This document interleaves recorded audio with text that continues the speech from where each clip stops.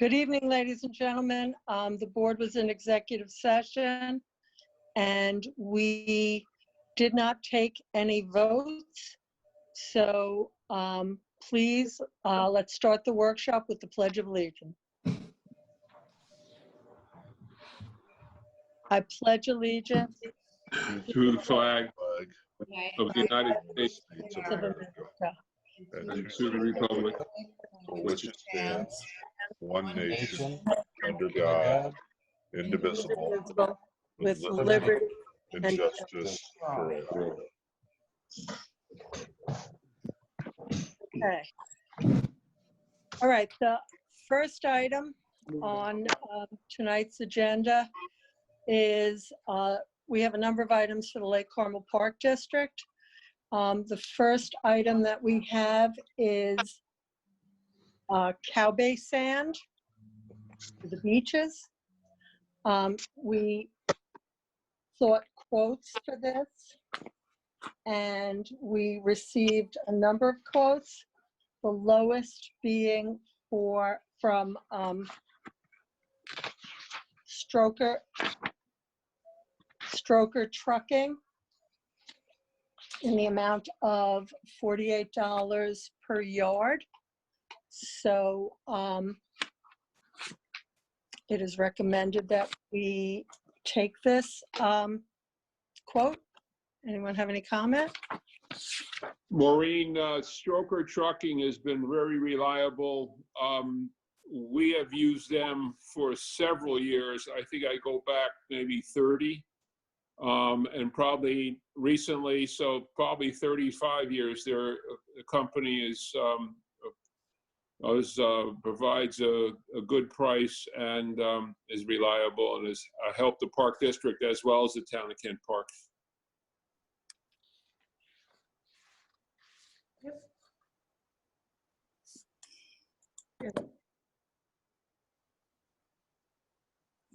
Hello? I think we lost Maureen. But Maybe somebody wants to read the resolution and try to find it. or should we wait if she comes till she comes back so she can vote? I don't. It's a resolution accepting quote for beach sand. I don't have it. I've lost all mine. I had them on another computer screen and a computer. I can read it and somebody can say so moved after that. If you Okay. do you want to wait for the supervisor or? Well, it's just the same. I mean, Just beach sand. Okay. Whereas the Lake Carmel Park District Clerk has advised the town board that there is a need for beach sand within the Lake Carmel Park District. And whereas in accordance with the town's procurement policy, the LCPD clerk requested quotes for 70 yards of sand with delivery and received 2 quotes in response to such request, a summary of which is annexed hereto and incorporated herein by reference. And whereas Stroker Trucking of Middle Island, New York has submitted the lowest quote in the amount of $3,360. And whereas the town of Kent wishes to accept the quote of Stroker Trucking, now therefore be it resolved that the town board of the town of Kent hereby accepts the quote of Stroker Trucking for 70 yards of sand delivered for the price of $3,360. so moved. Second. Roll call. Councilman Denbaum, Yes. Councilwoman McGlasson, Yes.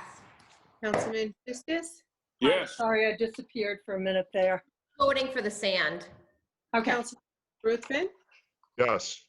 Supervisor Fleming. yes, We're voting on the sand. Motion carried. thank you.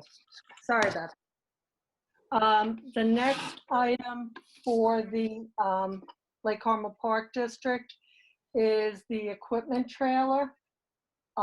We have a memo from our Lake Carmel clerk, Frank Sabatini. Lake Carmel crew chief is requesting to purchase a new trailer for the Park District. The current 9-foot trailer being utilized is for smaller equipment, but does not fit the Kubota tractor.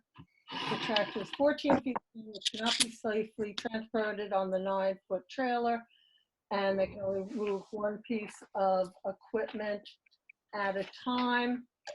So he has submitted quotes for both 14 and 16-foot trailers, and he recommends the purchase of the 16-foot trailer from Hudson River Truck and Trailer for $3,141. We need it.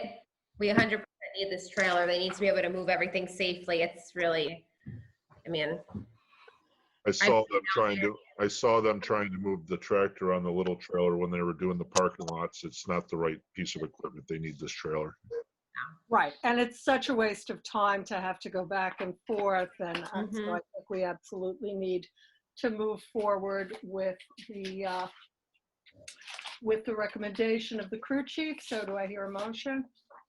I'll make a motion. oh, you want me to read it? Yeah. I make a resolution accepting a quote for equipment trailer for Lake Carmel Park District. Whereas Frank Sabatini, the Lake Carmel Park District crew chief, is requesting to purchase a new equipment trailer for the Lake Carmel Park District to transport the Kubota tractor. And whereas consistent with the town's procurement policy, the Lake Carmel Park District sought quotes for a 14-foot and 16-foot equipment trailer. And whereas Mr. Sabatini has recommended the purchase of the 16-foot equipment trailer from Hudson River Truck and Trailer for $3,141, the lowest quote for a 16-foot equipment trailer. And the town board wishes to accept the recommendation of Mr. Sabatini. Now therefore be it resolved, the town board of the town of Kent hereby accepts the quote of the Hudson River Truck and Trailer for a 16-foot equipment trailer for an amount not to exceed $3,141. And it is further resolved, the town board of the town of Kent hereby authorizes and directs the supervisor to execute any and all documents necessary to give effect to this resolution. I make that motion. Well, Chris made the motion. Are you seconding? I second it then. Okay. And we have a roll call, please. Councilman Denbaum?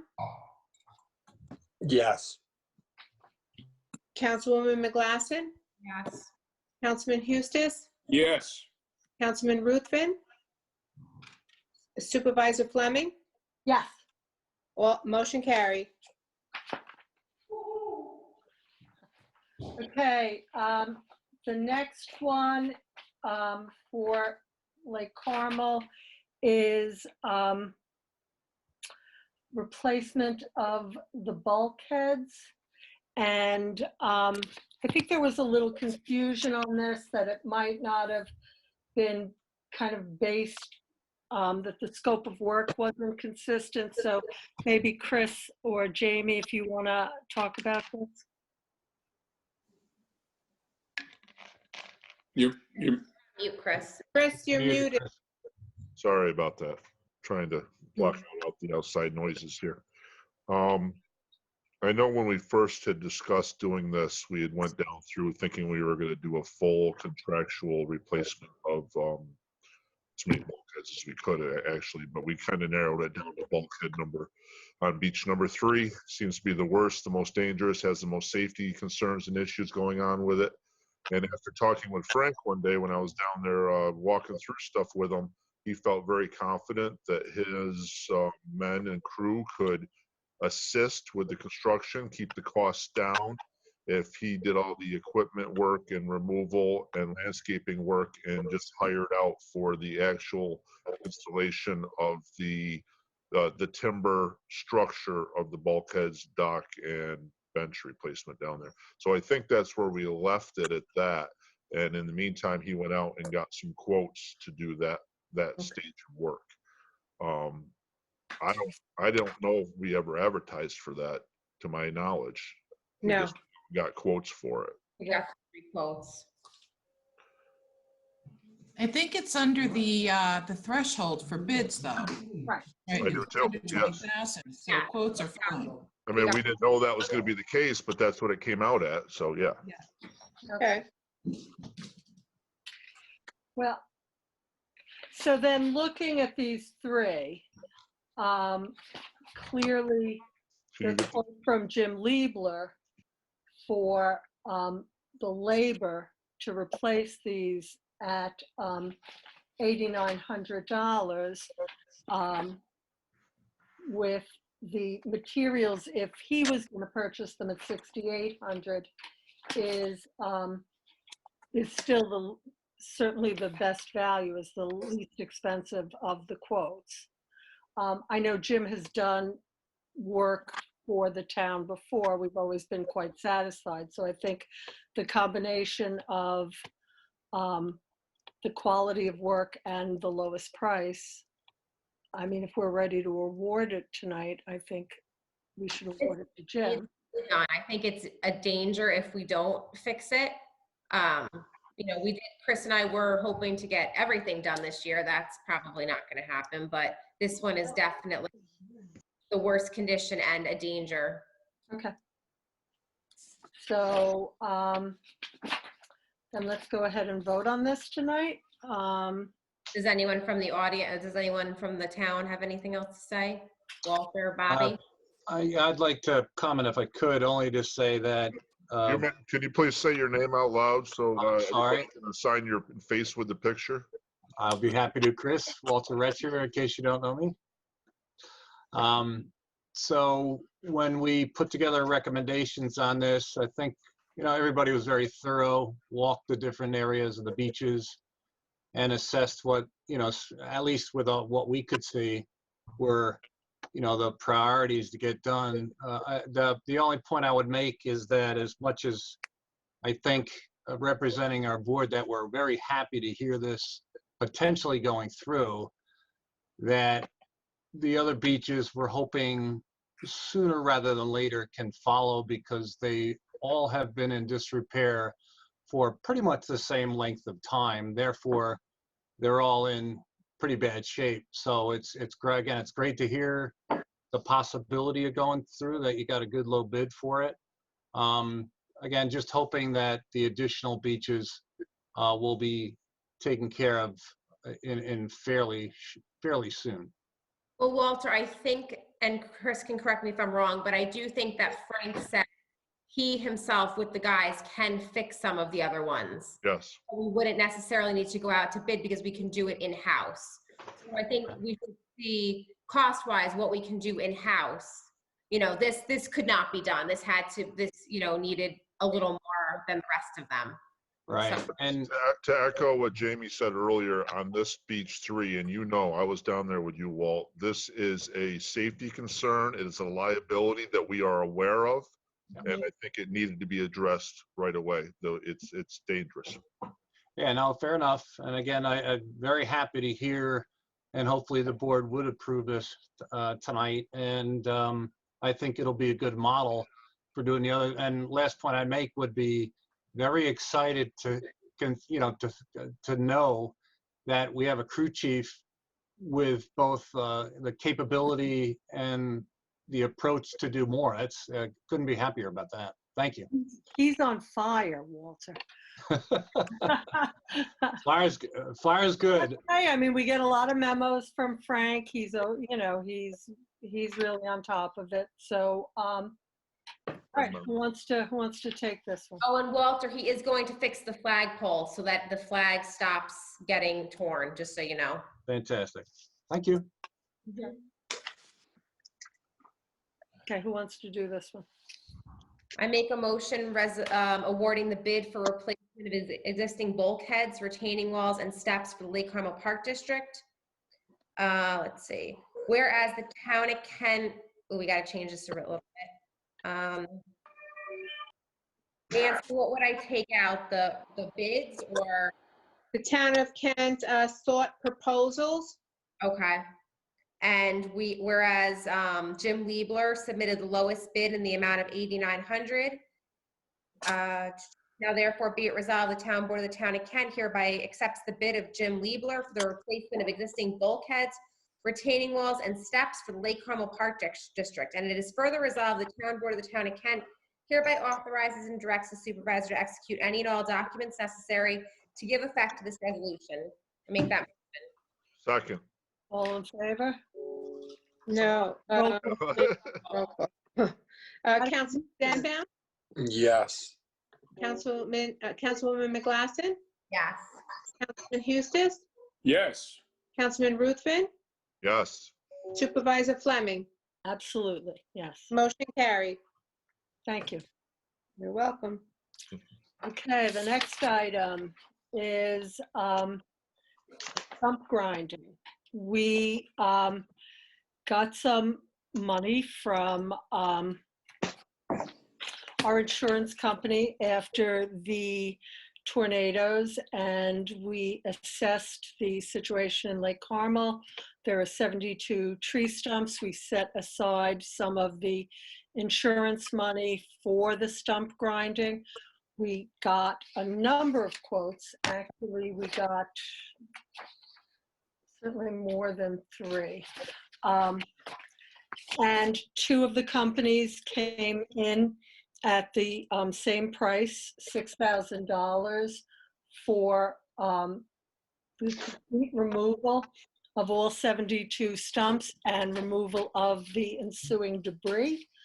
It is the recommendation that we award the contract to do this to Red Oak Tree Service because they are a Kent business. 2 of the vendors came in at $6,000, and they're, both really excellent. They've both done work for the town before. The thing that separates them is one is a Kent based company and the other is not. So I think we should try to keep our businesses growing, and I think that we should hire Red Oak Tree Service to do the stump removal and grinding removal and full cleanup. Any discussion? No, I think that's fantastic. I talked to Frank about getting this done. It saves a lot of work mowing grass with those stumps out of the way. Absolutely, and it makes it look better too. I mean, Yeah. we can't make all of them into planters, so I think it's time we do this. Anyone have any comment? Okay, I'll take this one if you want. I make a motion for a resolution accepting quotes for the removal of tree stumps in the Lake Carmel Park District, whereas there is a need for the removal of 72 tree stumps and accompanying debris in the Lake Carmel Park District, and whereas in accordance with the town's procurement policy, the Lake Carmel Park District requested quotes for the removal of the tree stumps and debris and received 4 written quotes in response. Copies of such quotes are attached here too and incorporated hereby. And whereas Red Oak Tree Service and 6 Diamonds Tree Service submitted the lowest quote in the amount of $6,000. And whereas Frank Sabatini, the Lake Carmel Park District Crew Chief, has recommended the town accept the quote of Red Oak Tree Service Incorporated, a local company, due to their satisfactory work performed for the town in the past. And the town board wishes to accept the recommendation of Mr. Sabatini and award the quote to Red Oak Tree Service Incorporated. Now therefore be resolved that the town board of the town of Kent hereby approves the removal of the 72 tree stumps and accompanying debris in the Lake Carmel Park District by Red Oak Tree Service Incorporated for a price not to exceed $6,000. I make that motion. Second, Roll call, please. Councilman Denbaum, Yes. Councilwoman McLaughlin, Yes. Councilman Eustace, Yes. Councilman Ruthven, yes. Supervisor Fleming. Yes. Motion carried. Thank you. You're welcome. At last week's meeting, we had a letter from Life Incorporated, Mark Rowland being the principal. They're the company that have done our Cutrine Ultra and copper sulfate treatments in Lake Carmel in response to when we've had blue-green algae, which last year, the conditions were great. We only had 1 application, and hopefully this year will follow suit and be a great year. But we need to be prepared for the worst. So we had a quote from Mark Rowland for a total of $17,960, which included prepping the paperwork, getting the permits, 2 treatments at $17,650. And if a third treatment was necessary, at $5,500.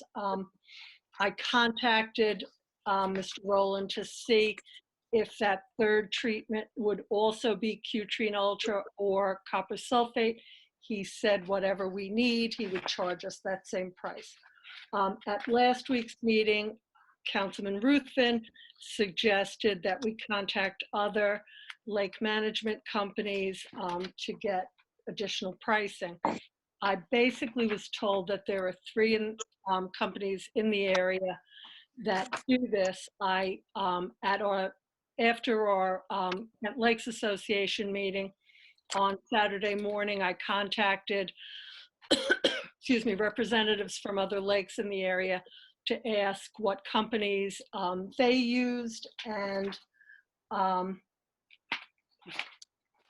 so I contacted for a price the Pond and Lake Company, and I don't know if these, I think the Pond and Lake Company information is in the materials. We got this today, and they, their pricing is $8,000 for the initial treatment, $7,700 for a second treatment, and it would be $7,500 for a third treatment.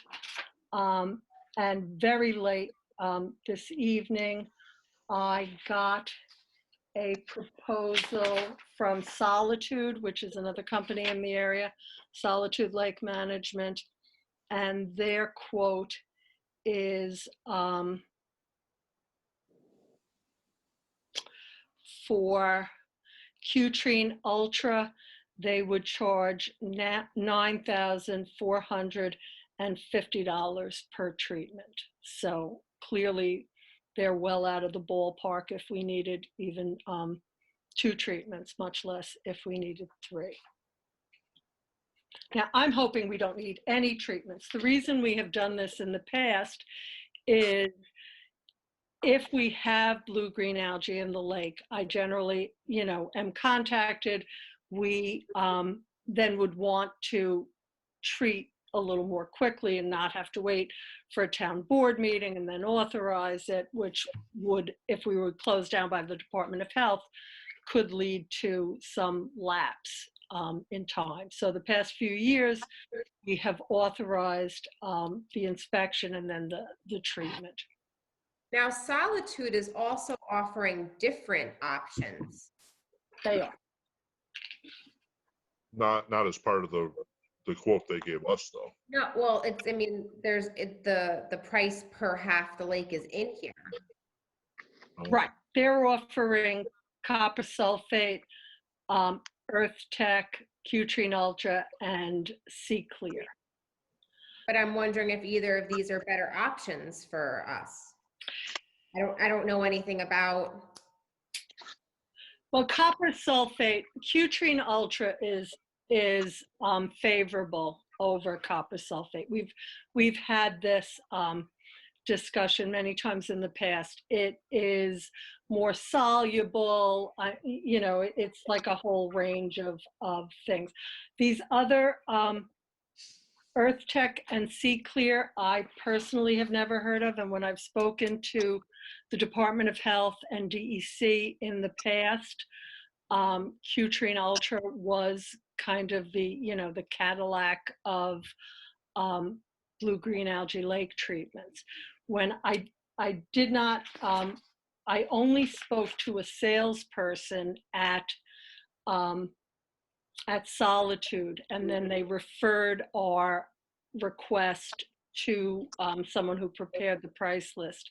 But when I spoke to the gentleman, James Gorman, at the Pond and Lake Connection, when he asked what we were looking for, and I said Cutrine Ultra, he said, yeah, that's really like the best way to go. So, I mean, if somebody wants to research these other chemicals and see if they're a better option. But in the years we've been dealing with this problem, they've never been raised as really good alternatives. Hey, Maureen? Yeah. In the, and maybe somebody knows here, I'm looking at the Pond and Lake recommendation, their estimate. They're saying initial half lake treatment. They do half of the lake or? Yeah, that's the way they've always, I mean, that's the way, The other one the did way it. Life does it too. So what they do is, if we have a blue-green algae issue, what they do is they come out, you know, they put the notices all around, and then they treat kind of the beach areas. If it persists, they come back out and treat the rest of the lake. Last year, they came out and they treated the beach areas, and that solved our problem. We didn't need a second treatment. Okay. Did we use copper sulfate last year also? No, we have in the past. We used Putrine Ultra.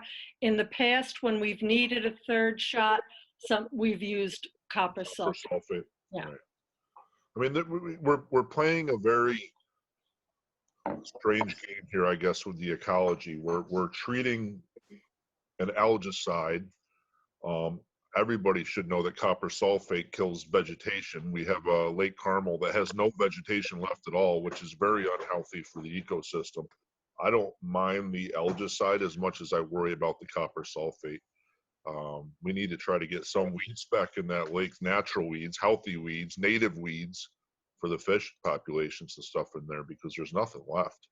Yeah, and I mean, if we can use the Putrine Ultra for a third time, I mean, I think what we really, you know, unfortunately, there are no weeds. And, you know, I mean, my theory always has been that for years, you know, they regularly added carp, which are really good weed eaters and get really huge. And even maybe when the weeds weren't at the point where you needed to put the carp in. And so, I mean, I think we're starting to see a little vegetation, but not what the lake needs. Could I, public comment, please? Please. Walter Retcher again. And I'm actually wanted to yield to someone on our advisory board, Bobby Ulick, he's invested a lot of time into lake management and best practices. And one of the things we've been talking about, and I won't take a lot of time with this, but we've been talking about restarting the effort with Bruce Barber to look at other ways we can mitigate runoff and contributions of phosphorus to the lake that may very well, you know, minimize the need to, you know, fix it after the fact with treatments. I'll just make that point, and then Bobby, if you want to comment, and I'll recede. Sure, Walt, thank you. Bobby Ulick, Lake Carmel resident.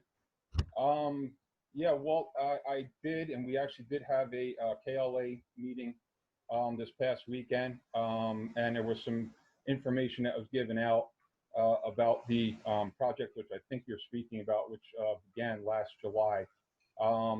What I'd like to do is just get with you one-on-one to discuss it, to get the details, and then hopefully I'll be able to come back to the town board and present to them what my intentions are with Bruce Barber's backing, so that we can move this project forward to, just as you said, potentially mitigate some of the inflow, especially the phosphorus inflow from all the types of drainage and culverts that we have. So if you wouldn't mind, and not to take up the board's time, let's talk offline, and then we'll come back and give them a presentation, if that would be okay.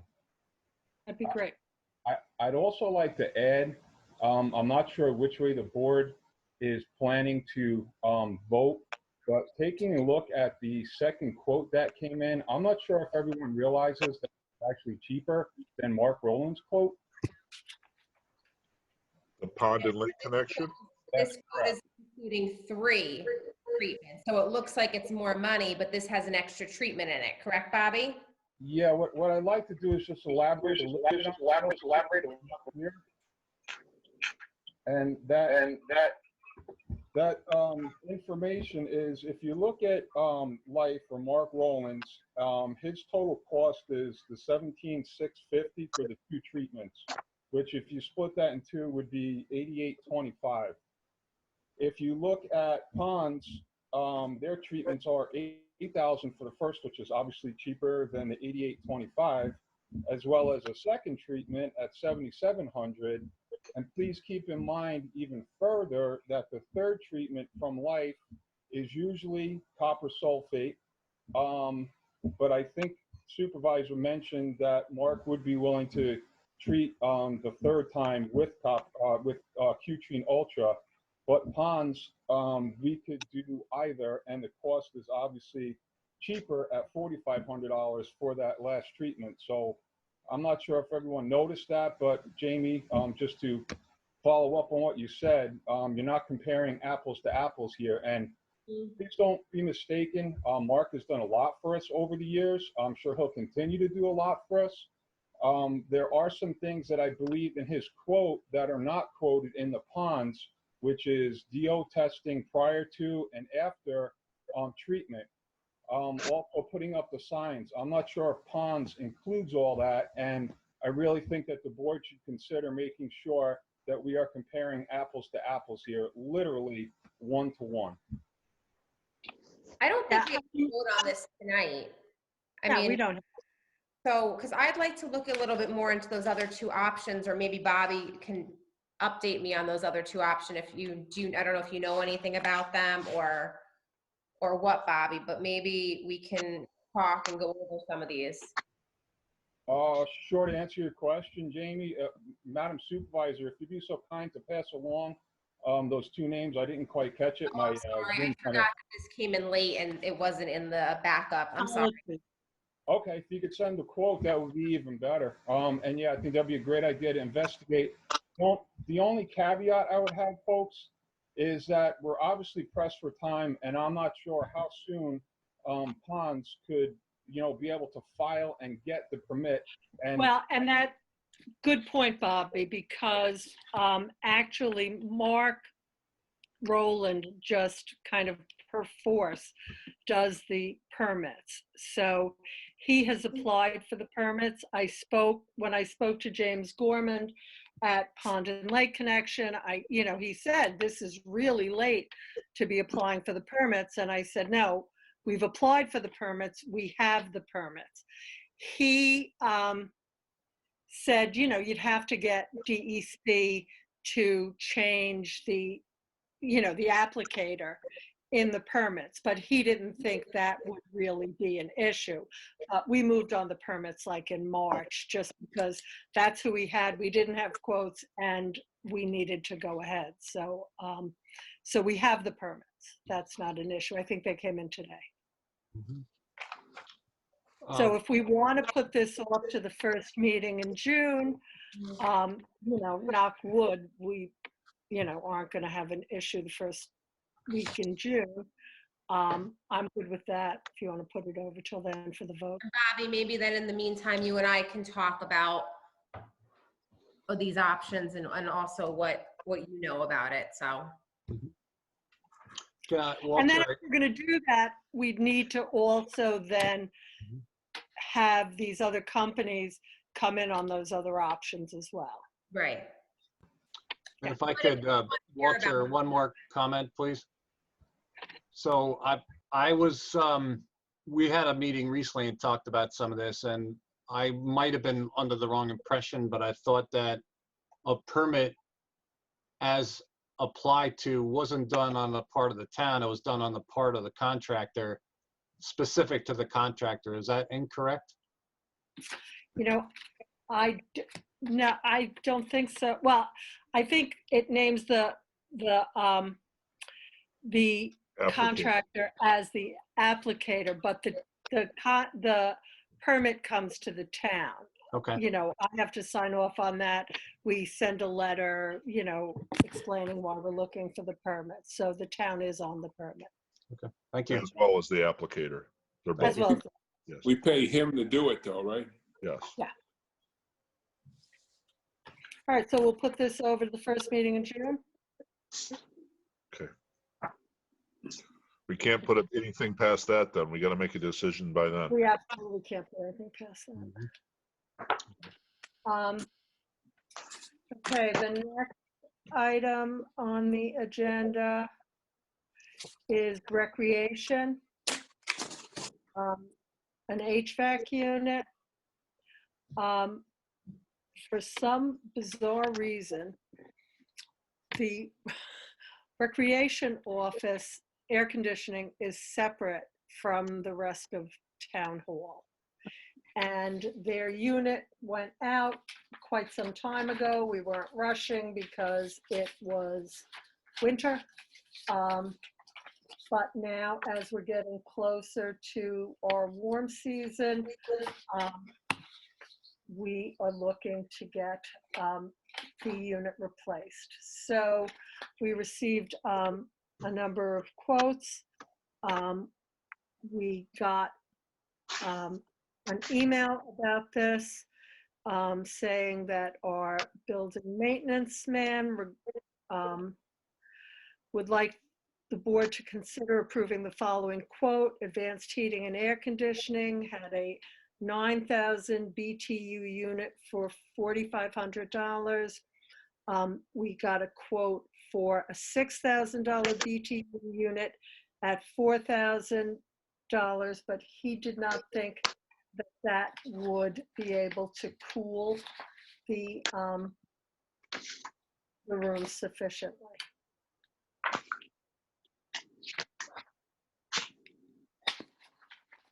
We want to have any discussion on that?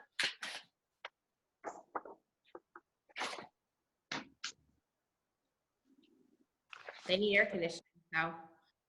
He needs air conditioning. So I would go with Adam's recommendation on this one. Anybody else? That's fine. I don't know enough about it to have an opinion on it. I know. I mean, Bigger's I do better. know a Bigger's BTU. always better, right? That's right. That's- Okay. Who wants to do this one? I could do this when I'm finally up and running again. All right. I make a motion to pass a resolution for an acceptance of a quote for heating, ventilating, air conditioning for Recreation Department office. Whereas the town of Kent has requested quotes for the purchase and installation of an HVAC system in the Recreation Department office. And whereas in accordance with the town's procurement policy, the town has obtained 3 quotes for the HVAC system, which quotes are annexed here too. And whereas Advanced Heating and Air Conditioning Corporation has submitted the lowest quote for the HVAC system at a cost of $4,000. Oh wait, that's the wrong one. I gotta get to the, Yeah, I'm sorry that we just, they decided to go to a bigger system after we drafted all right, this, what's so. the dollar amount on the bigger one again? 6,000? 7,000? 4,500. Oh, it's more than that. 4,500. All right. Has submitted the lowest quote for the HVAC system at a cost of $4,500. And whereas the town board of the town of Kent wishes to accept the quote of Advanced Heating and Air Conditioning Corporation, now therefore be it resolved, the town board of the town of Kent hereby accepts the quote of Advanced Heating and Air Conditioning Corporation for the purchase and installation of an HVAC system in the recreation office for the price not to exceed $4,500. Be it further resolved, the town board of the town of Kent hereby authorizes the supervisor to execute any and all documents necessary to give effect to this resolution. I make this motion. Second, roll. Second, roll call, please. Councilman Denbow, Yes. Councilwoman McGlasson, Yes. Eustace, Yes. Councilman Ruthven, Yes. Supervisor Fleming, Yes. motion carried. Okay, thank you. Okay. The next item on the agenda, we've talked about a number of times, and, you know, we have to absolutely decide one way or the other this week. I brought this up at the last meeting, and You know, people wanted to think about it some more. People wanted to, you know, get some more information. I called Fireworks Extravaganza, who is our fireworks company. Right now, you know, this region of New York is not set to open. They were hoping for this week. We haven't met all the 7 metrics that we need to meet. And this is a really hard decision. I mean, I probably love fireworks, you know, more than most people. On around 4th of July, you know, we go to as many displays around the county, even outside of the county, as we can, because I love it. Running, you know, having the fireworks is one of my favorite parts of, you know, of this job. Running the full events all day has been, you know, we've been doing it for the past few years, and it's really a great time. But, you know, we don't have to really discuss why this year is different from any other.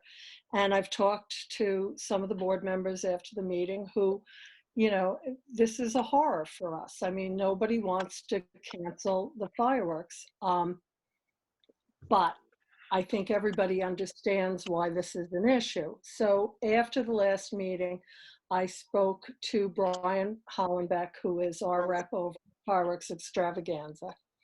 And he told me that the cancellation rate is running about 70%. And he said, you know, basically, although it's in the financial interests of the company to encourage the towns he works with to go forward, he said, and I quote, "It's most logical to shut them down." He's afraid of people getting infected. You know, this is their bread and butter. They order the fireworks well in advance. But he said, you know, we discussed the possibility of Kent Community Day in September. He said there is no problem with us coming up with a future date at another time. It's not a matter of canceling the contract. We have not signed the contract, even though I was able to negotiate a contract that we would not have lost the deposit, but we would have had to make a decision about canceling 30 days in advance. And I think really nobody knows where we're going to be. I also spoke to Chief Kevin Owens about this, because if we're going to have to maintain social distancing, our police force is going to come into play, as is our Lake Carmel Fire Department, who also attend and, you know, help with the fireworks and the crowds.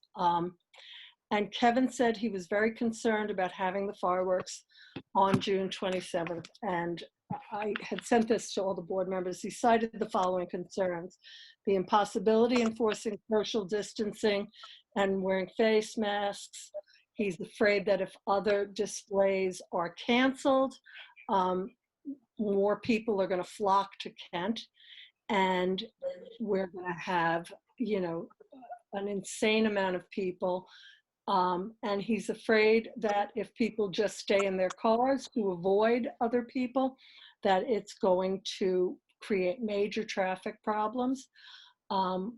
You know, closing off, I mean, a couple of the ideas that have come up are not to allow people to go to Arts on the Lake, or to close off 311 so that you don't have those distancing issues, because, you know, family groups go along Lake Carmel and, you know, maybe they're together anyway. The problem is, you know, these are the Kent fireworks, and people come not only from all over town, but all over the region to enjoy our fireworks. And so I think we can't say, well, we're going to have the fireworks, we're going to, you know, spend the town money to have the fireworks, but we can't really have you come and see them. And the chief stated quite succinctly, it will be a nightmare. When I spoke to him about the idea of having it in September as part of, you know, a Kent Community Day celebration, he thought that that was a much better idea. So, you know, I've spoken to some board. I hate doing this. I wish we weren't in this situation and didn't have to make this decision. But like I said, I could not in good conscience send an email or not an email, a letter to all the, businesses and individuals who in the past have contributed to these fireworks, to ask them to reach into their pockets to send us money for fireworks that most of them probably aren't going to come out and see. So I'm putting this up for the last time to the board. Obviously whatever the board says goes, but I don't know. I think the recommendation of our chief is pretty serious. Yeah, I mean, this has probably been the biggest thing that I've been thinking about all week. Certainly our Chief Owens, being our chief safety officer of the town of Kent, is the person that we need to really take his recommendations seriously.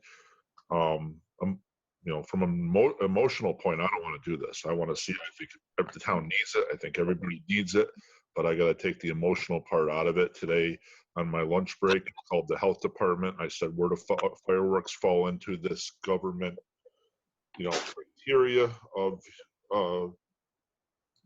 the steps? They said number 4. I told them the issue. They said, well, do the math. We haven't even reached number 1 yet. We're not going to be at number 4 by this time. So I got to base my decision not on what I want to do, but what the experts are saying is the best decision and the right decision for the community. I'll just jump in and be the guy that thinks this is a mistake. I think it's unfortunate that we don't make the decision without you can push forward your arguments on why you should have them. You should keep the arguments on why you shouldn't have them.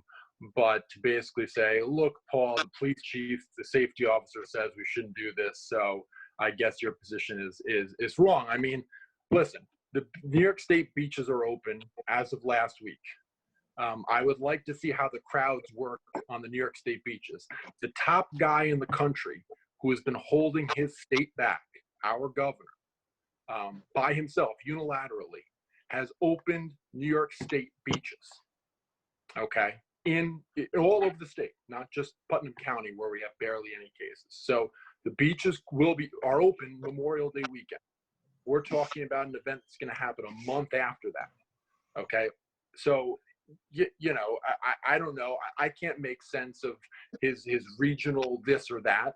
All I know is the beaches are open come Memorial Day weekend, and people, obviously, the local officials are going to have to traffic those beaches, and this is a world where we're going to have to deal with it. We're going to have to deal with it, and so, if the town board wants to cancel the fireworks over this from a month out, that's fine. I don't know. I don't have a ton of faith in the Putnam County Health Department. I mean, this is the same department that's worried about vaccinating ferrets for rabies and sending out bulletins from the World Health Organization as a trusted source, and taking digs at our president with don't ingest Clorox bleach on their Twitter feed. So I don't know if the Putnam County Health Department is the be all and do all of what's going on. I mean, I think everybody has to make their own decisions. And the fact of the matter is we've been held back for a long time. This lockdown has had serious effects on all of us, has serious effects on our children not going to school, has had serious effects on our frontline healthcare workers, where I get. But at some point, we need to say, come on. I mean, there's 9 new cases in Putnam County, 0.0 something percent yesterday.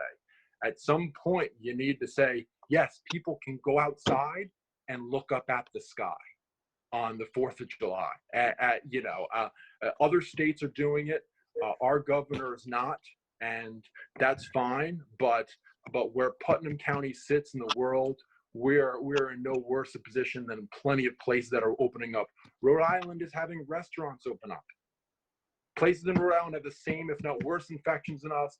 They have restaurants opening us. So you could phase this, region that. The fact of the matter is the governor opened the beaches.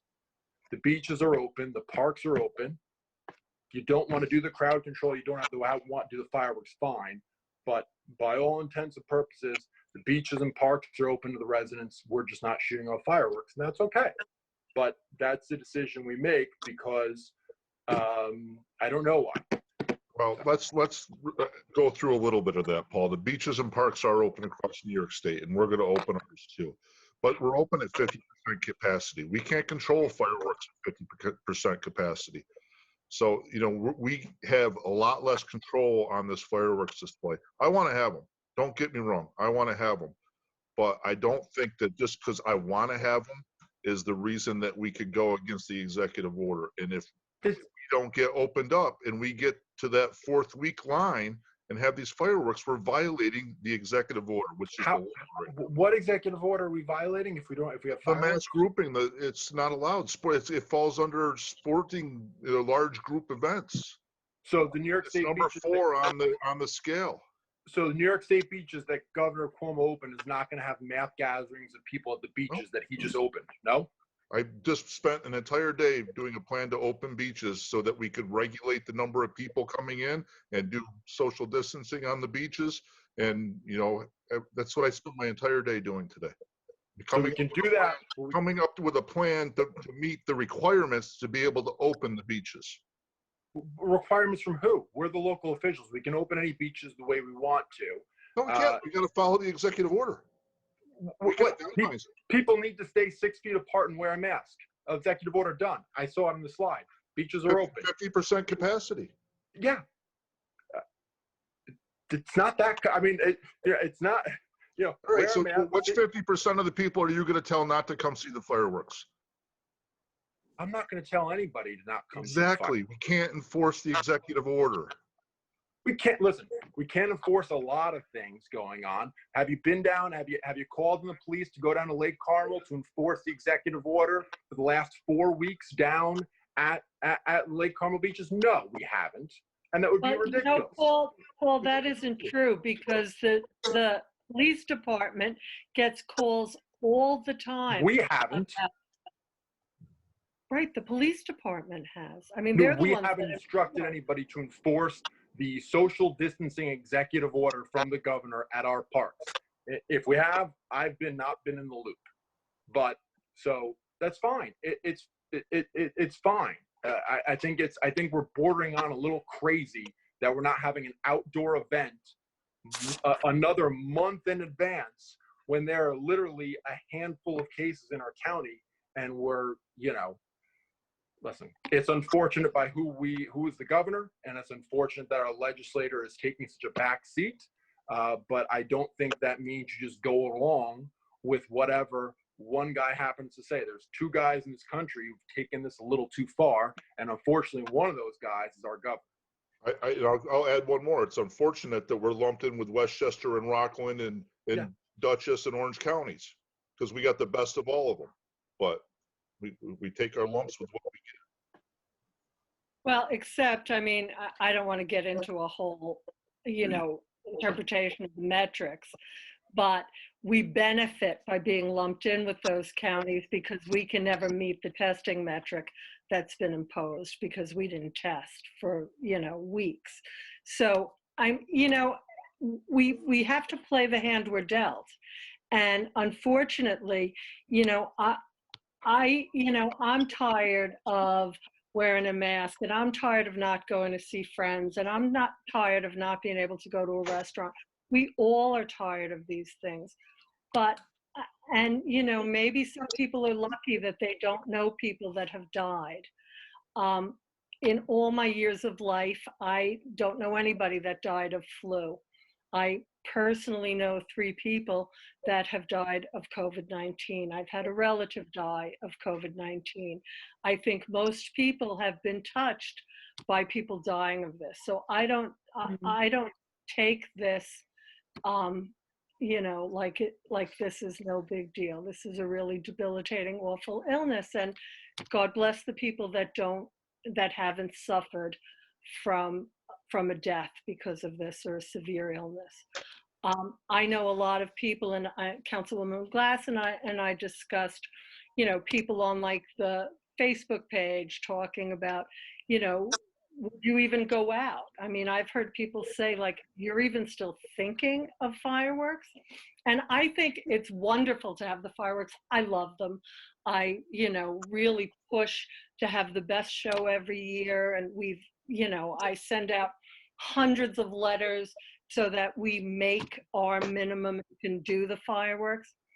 But I think a lot of people are not going to come out and see them. And I think by having them, we're going to deprive a lot of people in the town who are taking this very seriously, who are not going to go out in a big crowd at the end of June. And maybe in September, they'll go out in a big crowd, because maybe in September we'll be beyond this point. But I mean, it's up to the board, whatever, you know. That's fine. I resent the fact that you imply that I'm not taking it seriously. I have a wife who's on the front lines in the hospitals treating these patients.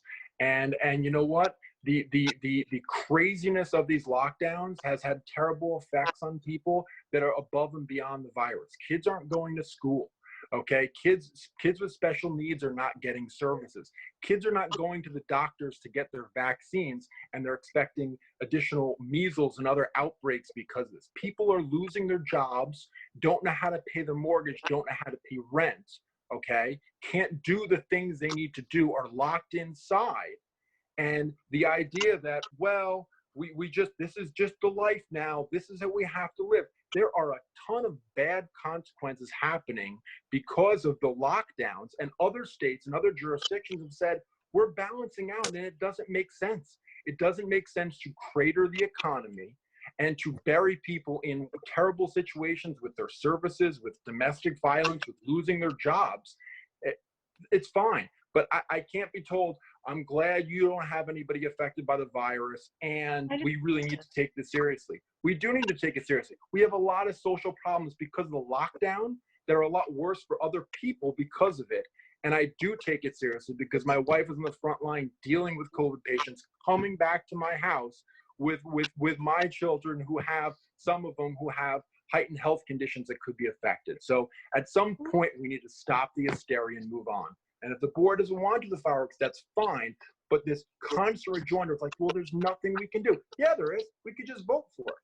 Well, why don't we just say that? Instead of we can't do it, we're subject to the virus, we have to change everything we're doing. We could just say we don't want to do fireworks this year because of the virus and be done with it. But I'm tired of being told that because I want to reopen at an outdoor event in a park, that I'm somehow not taking serious the death toll of the virus. It's just not true. All right. So listen, I want to have the fireworks. I don't want to be the person that canceled the fireworks for, 4th of July this year. This is a terrible position to be in. I don't think, I think people do need the fireworks. I think, yes, Paul, it's much worse than the virus, the mental health of people being stuck inside, and, fireworks are happening. Who doesn't love fireworks? But I just don't think it's realistic to have them at the scheduled time this year. I think we do need to push them back. I think September for Community Day would be great. That way the whole community can, enjoy them. And, this isn't an easy decision. This is a terrible decision because we want people to support something. We want it to be a happy time. And, I think this is a call that none of us want to make. Let's be realistic. None of us, no one here is like, oh, great, let's cancel the fireworks this year. So we're postponing it. I just think that this is not the right time. I think we need to wait until September and have, the biggest community day we've ever had in the town of Kent. Absolutely. With extra fireworks, maybe we can do a bigger fireworks show in September. Please, I'm listening to everybody here, but please keep in mind, even if we said yes tonight, we're short $5,000 to $7,000 for fireworks, and I've attempted. Hold on. I've been doing takeout orders and trying to support the local businesses, knocking on doors. I know most of my first name. They're all having it difficult, very difficult right now for us to try and raise money. And for those that are listening to us, we are limited as far as our budget that can go to fireworks by the state constitution or state controller. So we can only spend so much. So if we decided tonight only spent the $5,000 or the $4,000 that's allowed, and maybe we got some trickled in donations, it's not going to be a lot of fireworks, and then we'll be criticized for the poor show, so to speak. Let's, you know, I hear Paul and what and what he feels. We all feel that, but there's not enough money for this. And I think that if we're on and everybody else is off, we're going to have thousands of people here.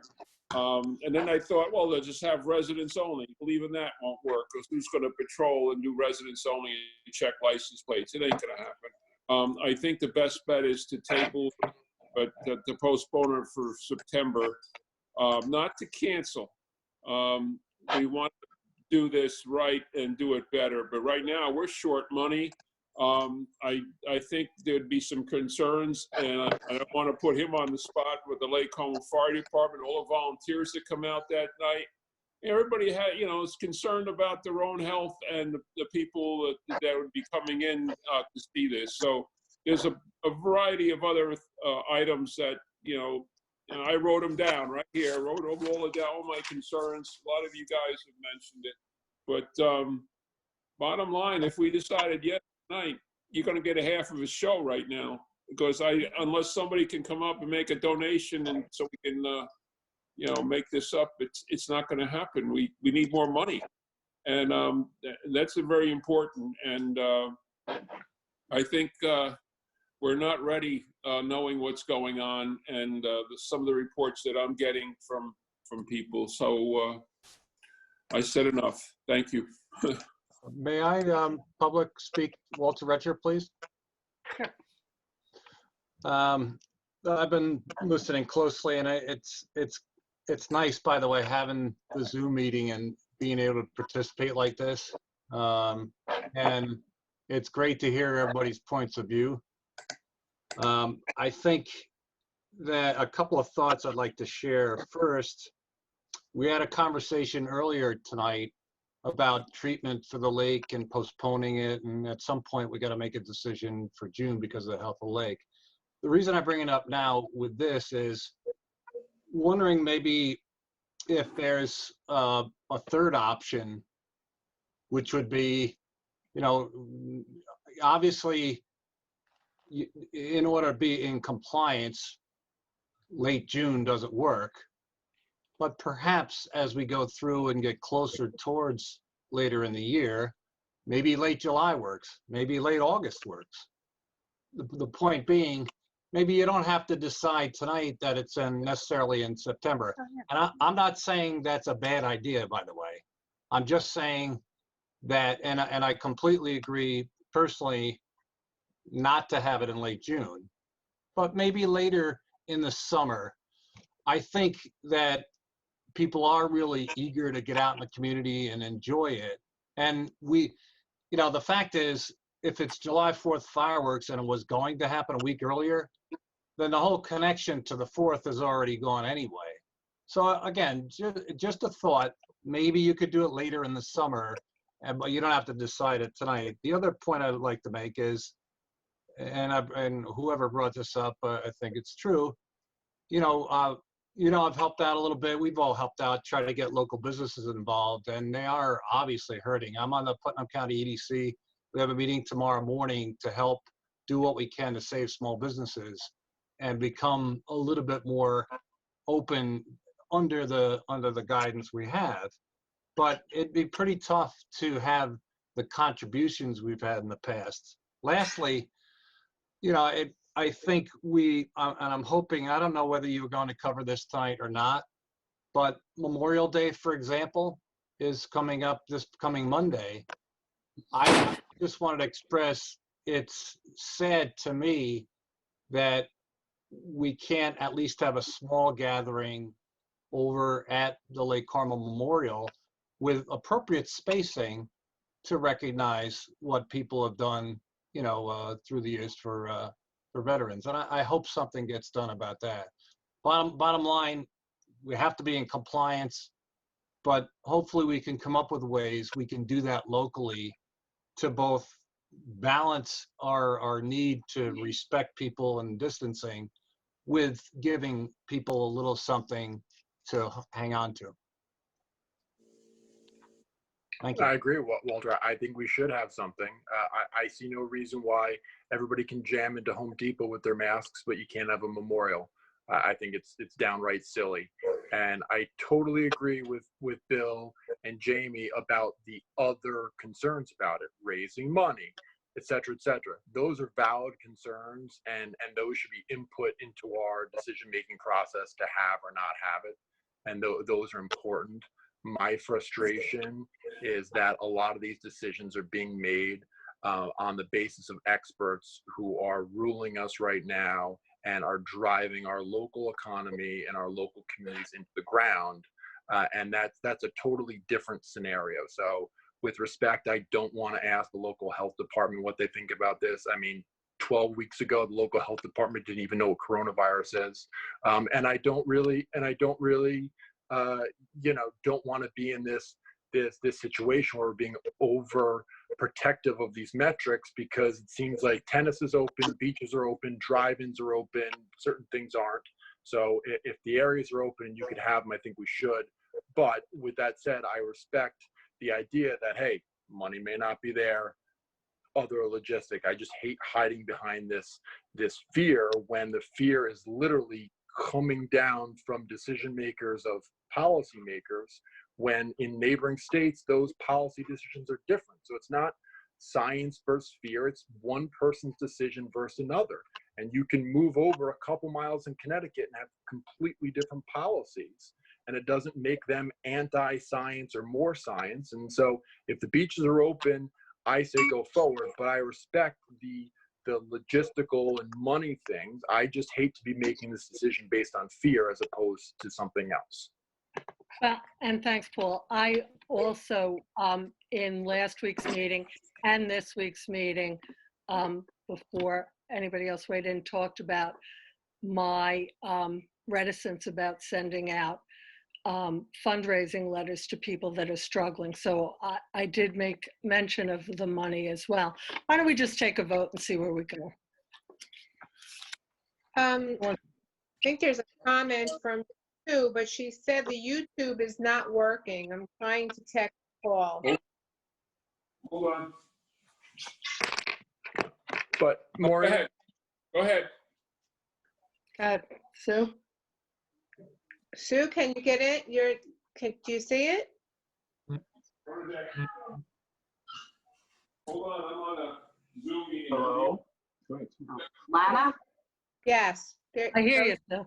it's not me. I'm not having the problem, but other people that I know are having the problem with me. Yeah. It just says that the meeting will start in a few minutes. Oh, okay. I texted him to tell him. So they've missed the whole meeting so far. Oh, yeah, I just got a text about that too. Yeah, well, YouTube isn't working. That's great. I Maureen, definitely have it up and going. Can you just please tell them to just go to youtube.com and type in Town of Kent, New York, and I confirmed on my phone as well. I'm able to see it on my Okay, phone. I got a text that says there were 7 people in the queue from the beginning. oh. I don't know. Thank who you. those people. The Thank you, person Sue. that sent me that is on the meeting, so. Yeah, it's working. I just opened up mine. I see it. It's Okay. So go. Okay. Okay. Okay. Who wants to make you? Maureen, did you make the motion? No. No, I hate to no. do this. Now I have to, no, I make, I was going to say, I'm going to interrupt. I was going to say, if we don't have the contract to rescind, So. we haven't done it. I don't know what we have to vote on. There's not even a second for a vote to go forward. So, because I was authorized to sign it. okay. Right, Nance? I mean, if we don't have to, yeah. Okay, I hate to be the one to do this. You want to do it, Paul? I can make the motion to go forward with this. I will make a motion for the town of Kent to move forward with the fireworks as previously scheduled and authorize the supervisor to sign the contract. I make that motion. Well, no, that motion No. is already made. This would be a motion to rescind. That motion's standing around in air. Yeah, but if all you have is authority, you're not required to. So don't sign the contract. There's no second for my motion to force you to sign it. Right, but I can't unilaterally decide not to sign a contract that the board has authorized me to sign. I mean, Nancy, you want to weigh in? You were the one that Yeah, said we needed. I just thought it would be cleaner just to rescind the resolution authorizing her to sign the contract for June 27th. Well, then that's not my motion to make, I guess. Who wants to make it? Okay. All right, I make a motion for resolution, rescinding the resolution, authorizing the agreement with Fireworks Extravaganza, whereas by resolution number 160 of 2020, dated April 20th, 2020, the town board authorizes town supervisor to enter into an agreement with Fireworks Extravaganza for the annual Town of Kent 4th of July fireworks display scheduled for June 27th, 2020. And whereas due to the state disaster emergency declared as a result of COVID-19 and the ongoing New York State restrictions on the size of gatherings, the town board wishes to rescind resolution 160 of 2020 with the fervent hope of rescheduling the fireworks display when such restrictions are lifted and an event can be rescheduled. Now therefore be it resolved, the town board of the town of Kent hereby rescinds resolution 160 of 2020, and be it further resolved, the town board of the town of Kent hereby approves and ratifies all acts hereto taken by the town supervisor in connection with resolution number 2020. I make that motion. Second. Roll call. Bill, that was you that did the second? Yes. Okay, just checking. I wasn't. Councilman Denbound, No. Councilwoman McGlasson, I really don't want to do this, but yes. Councilman Houston, Yes. Councilman Ruthven, Yes. Supervisor Fleming. Yes. Motion carried. Okay. The next item on the agenda is the EAP renewal. We have an employees assistance program for all of our town employees so that we would not disclose any personal information as to categories that people sought help with, or the number of people that sought help. I put this on the agenda last week and encouraged board members, if they had any questions about the program or the efficacy of the program, the value of it, to do whatever research into it they wanted, so that we weren't kind of having a public discussion of our employees' use of the program. So I don't know if people have had that discussion, or people want to weigh in on the value of this program to employees before we take a vote. Anyone? I think the program is needed for our employees, and having been involved in similar programs for several years where people have some, employees have issues or concerns, to try and help them out, especially during these times. I agree. Jamie? Yeah, I agree. Paul?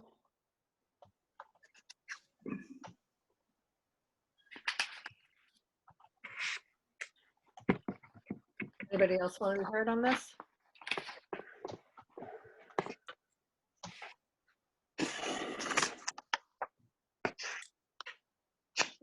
Do this one. Somebody want to make a resolution? I make a motion to pass a resolution authorizing the contract with ESI Group.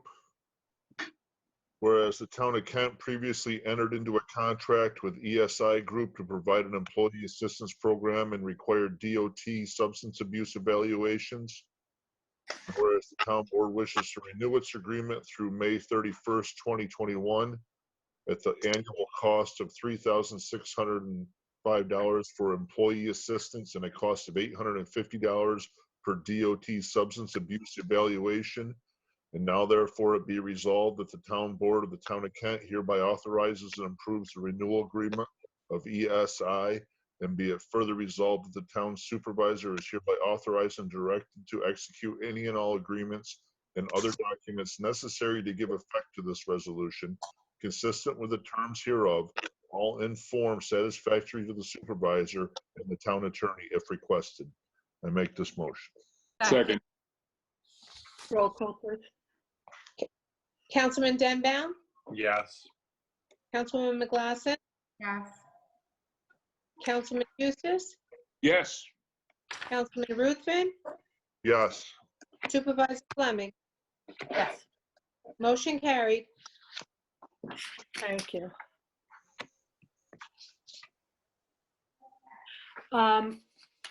The next item on the agenda is to extend the assessor appointment. Back in November, we appointed Seth Plosky as our assessor on a 6-month basis. That appointment ends December 2nd. I believe that the entire board is pleased with Seth's performance. So I would recommend that we extend his appointment another 6 months. Did you misspeak? You mean it ends on May 2nd? You said it ends on December 2nd. Or we're going to extend it till June December 2nd. June 2nd, all right. He started December 2nd, so it ends June 2nd. All right, So yeah. I'm happy with them. I'm Yes. happy with it. Okay, Want me to read the resolution? sure. I make a resolution. The provisional appointment of the assessor. Whereas pursuant to Town Law 64-5, when a vacancy occurs in any town office, the town board of the town of Kent may appoint a qualified person to fill the vacancy. And whereas by resolution dated November 19th, 2019, the town of Kent appointed Seth Plowski to serve as provisional town assessor for a period of 6 months, commencing on, now that should be May 2nd, correct? June 2nd.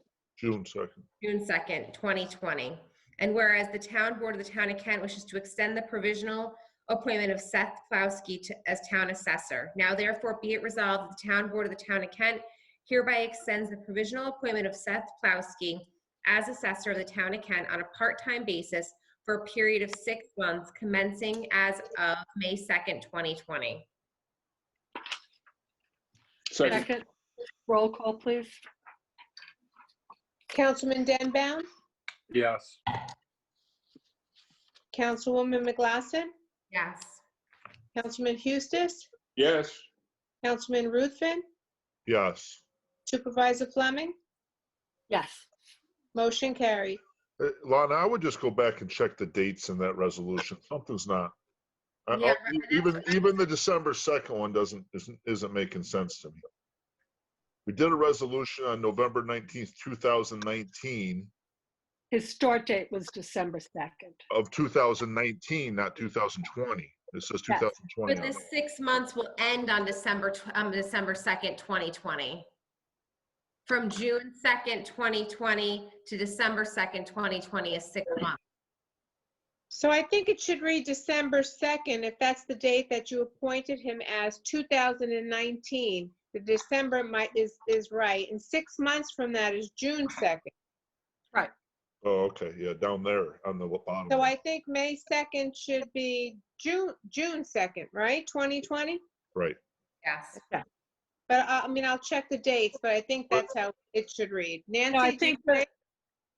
the mistake was that it said we appointed him for a period of 6 months commencing on December 2nd, 2020. It should be Right. December 2nd, 2019. Chris is right. Yeah. And then I think we start again, a new 6-month period, not May 2nd, June 2nd, because he would lose out on. Absolutely. Okay, so everybody in agreement with those changes? Yes. Absolutely. Thank you, Nancy, Lana. is that right? Okay, thank you. Motion carried. Thank you. The next item, I put on the agenda, I think everybody agreed with this. Unfortunately, executive session went a little long and we didn't get to discuss a rate of pay for this position. I think that we all want to proceed with the appointment. So we can either discuss the rate of pay here, or we can go into executive session to discuss the rate of pay after the meeting. What's the board's feeling? I thought we had discussed the rate of pay at our last meeting. Didn't we talk about what everybody else was getting? But did everybody see the building inspector's email? Yes. No. Maybe we should go into executive session after to discuss. that. Later, yeah. Okay. Okay. Okay. And then the last item on the agenda that's not personnel related and not executive session material is the KVS contract. So you authorized me, and I'm sorry for being a pain in the neck, but Springbrook had suggested a 5%, they were billing us for a 5% increase for this contract year. Yulia Kelly, our Director of Finance, went back to them. They reduced it to 3%. We approved the 3% renewal. They go up every year. I couldn't stand it, and I thought, let me give it one more try. And I went back to Springbrook and KVS and said, can't you do better? And so they offered us a no increase this year with a 5% increase next year, which if the lowest we could get them to was 3%, 3% this year and 3% next year is clearly more than no increase this year and 5% next year. I sent this around to everybody with my feelings that we were better off signing for a 5% next year with no increase this year. Our Director of Finance again said that that's a better deal. So we would be looking to, I guess, rescind the earlier the earlier resolution saying that we were signing for a 3% and do 0% this year and 3% and 5% next year, if that's what the board wants to do. That's the recommendation, so be it. Yep. That's the most I mean, cost effective way. Yeah, it's the most cost-effective way. Okay. Oh, shit. Okay, so this resolution unfortunately doesn't cover Rescinding. rescinding. Do we have to rescind? I mean, the resolution we had authorized me to sign a contract with a 3% increase. Now we're having a 0% increase. Yeah. Just Nancy? make a motion to rescind. You don't have to do it by resolution. Okay, so I make a motion to rescind the previous resolution authorizing me to sign a contract for, with Springbrook for a 3% increase and make a motion to have me authorized to sign a contract with 0% increase this year, 5% next year. Thank you. Roll call. Councilman Devon, Yes. Councilwoman McGlasson, Yes. Councilman Hustis, Yes, Councilman Ruthven, Yes. Supervisor Fleming, Yes, motion carried. thank you. Okay. Bill? all set? Up to I you. ask the town board to approve the following. Wait, excuse me, are we doing the head lifeguard? Yeah, we could do that if we don't want to discuss salary on that, sure. Oh, that's the salary discussion also? It is. We'll save it for executive. No, sorry, Bill. That's okay. I ask the town board to approve the following vouchers that are over the threshold. As of Tuesday, May 19th, 2020. Magna 5, $5,750.39 for telephone service. Royal Karting, $4,508.58 recycling garbage for the month of March. Royal Karting, $5,053.10 recycling garbage for the month of April. I ask you approve as read. Second, roll call, please.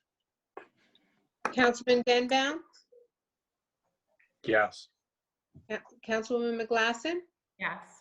Councilman Eustace, Yes. Councilman Ruthven, Yes. Supervisor Fleming. Yes, Motion carries.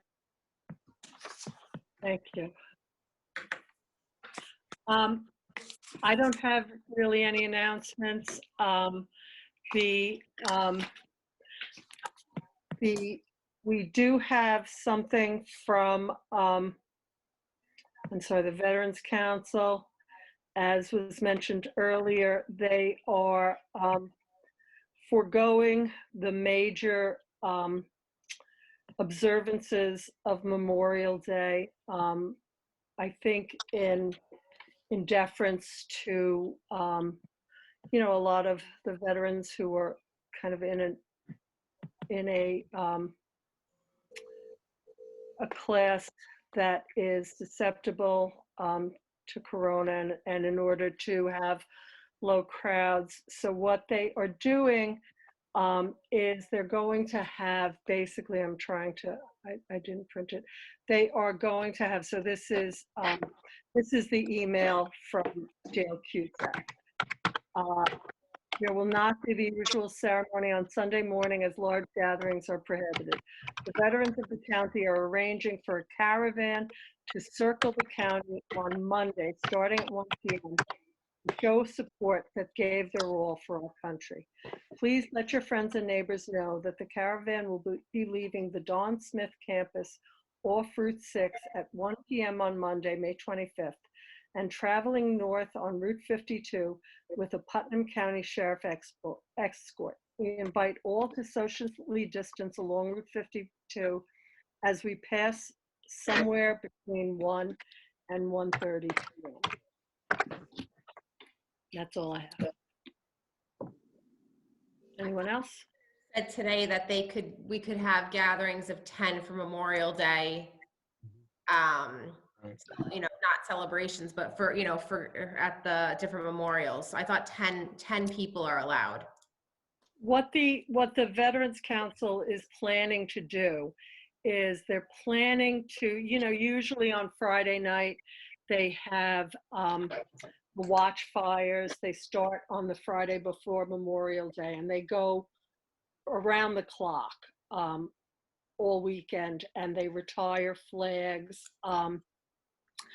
And this year they are, and so the public is always, invited to attend, and they get a really nice turnout generally, and people bring their flags to retire them. The veterans are still going to be doing that, but they're having basically a closed ceremony. They're not really inviting the general public to attend and observe. They will be having the watch fires, but it'll just be the members of the council. Okay. Walter Retcher, may I comment? Yeah. So I've been in touch with Carl Rody on, as you may know, my son Jack plays taps every year over at Lake Carmel. Does a great job. Thank you. And what I offered to him, I'm going to talk to him about tomorrow, is for him to go over and do that, and we'll record it and post it. And, again, I don't know what Carl, and I know obviously, some people will probably come around to the memorial site to pay respects, but just want to make you aware I'm working with Carl on that and do it tomorrow. I was over there today and noticed that Frank and his crew did some extra cleanup over there, which is great.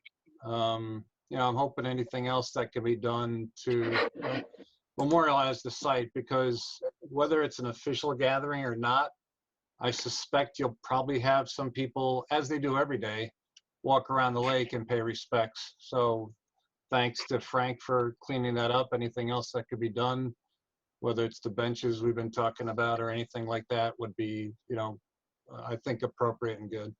Walter, I actually sent you a private message on here, so I don't know. But Frank, they were going to work on the benches so that they were done by this weekend at the memorial, so. That'd be really nice. If anything changes with regard to veterans celebrations, I'll put it up on the website and the Facebook page and let people know. But that's where we stand right now. Thank you. Thank you all. And thank you, and thank Jack. Boy, he's really come a long way from when he started. He's really proficient. He's great. Thank you. Thank you very much. Okay. Anyone else? Public comment? I had one more if I could submit, please. Walter Retcher again. What I didn't hear tonight, although where there was conversation about New York State and opening beaches, where are we as a town as far as plans for Lake Carmel beaches for the summer and openings? How will that proceed within the board and with the supervisor, and what are the plans for that at this point? Walter, we really still have to talk about this because the beach thing really shocked the Department of Health. And as you know, we have to have our lifeguards certified. We have to have the Department of Health come out and inspect the beaches and permit the beaches. So we're kind of in a better situation in some respects because we don't generally open the Lake Carmel beaches till the end of June. And people that normally open them, I've been in contact with Sam Oliverio, who's scrambling because they open theirs Memorial Day and then on weekends until, July. So everybody else, as Chris said earlier, everybody else is really scrambling, and we have a little more of a breathing room because we're not sure how we're going to get people certified. So we're waiting to find out. We have, the person who does our certifications kind of lined up. We just have to figure out how we're going to do it. There's talk of extending the certifications or maybe doing some online certifications. So at least we have a little breathing room to figure those things out. But we are going to be talking about that. Thank you. You're welcome. How do we get their comments on YouTube? Can we see those? I don't, usually they like pop up something on the screen so we can see if there's any comments. Yeah. No, wait, hold on. There's a chat. Let me see what the chat says. No, I don't think there's anything there. that's not it. Yeah, the chat just asked people to put their names in. All right. If there's no other comment, I make a motion that we adjourn to executive session. Second, roll call. Councilman Denbaum, Yes. Councilwoman McGlasson, Yes. Councilman Eustace, Yes. Councilman Ruthven, Yes. Supervisor Fleming. Yes. Okay, motion Okay. carried.